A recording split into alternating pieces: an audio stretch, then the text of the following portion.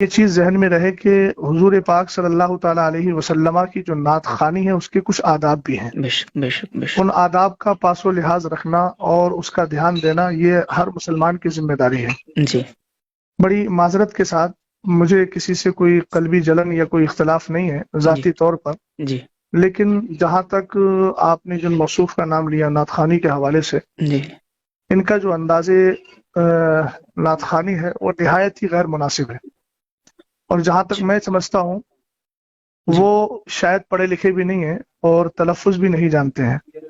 ان ساری چیزوں کا جو تلفظ کا طرز ہوتا ہے جی وہ ان کو معلوم بھی نہیں ہے.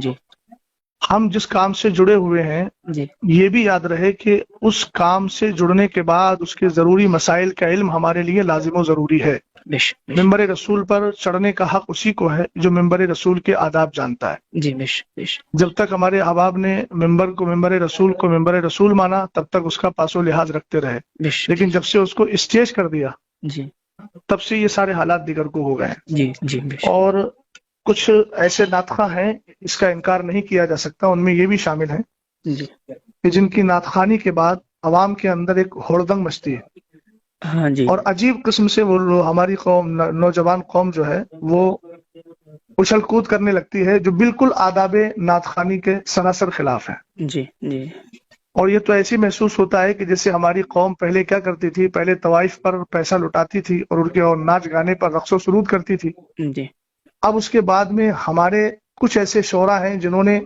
اس کی روح کو پتہ نہیں جان لیا ہے یا پکڑ لیا ہے جی کہ وہ پہلے بھی ناچتی تھی، رقص کرتی تھی. جی ہم کہتے ہیں جھومنے کا یہ طرز نہیں ہوتا ہے جی کہ آپ ہاتھوں میں رومال لے کر کے اچھل کود کریں، جی لفظ علی علی بول کر کے ادھر پیسہ لٹایا جا رہا ہے اور ادھر جو ہے جسم کو تھرکایا جا رہا ہے. یہ ساری چیزیں آداب نعت خوانی کے سراسر خلاف ہیں. جی سمجھ گئے؟ جی یہ طرز جو بھی اختیار کرتا ہے، یا پھر جو میں تو نہیں جانتا اس کو کیا کہتے ہیں، ڈبی کے ذریعے جو لوگ پڑھتے ہیں جی اس میں ایسی آواز پیدا کر دیتے ہیں، گونج پیدا کر دیتے ہیں جس سے میوزک کی آواز پیدا ہوتی ہے. جی تو ایک تو یہ ناجائز و حرام ہے. جی بھئی سرکار علیہ الصلوۃ والسلام کی مدح و ستائش، حضور کی تعریف ہے جو دنیاوی لہو و لعب سے بالکل صاف ستھری ہونا چاہیے. بے شک بے شک بے شک نعت خوانی آپ سنجیدگی سے کریے، بے شک. نعت پاک آپ پڑھیے سنجیدگی سے پڑھیے، جی جو پڑھنے کا سلیقہ ہوتا ہے.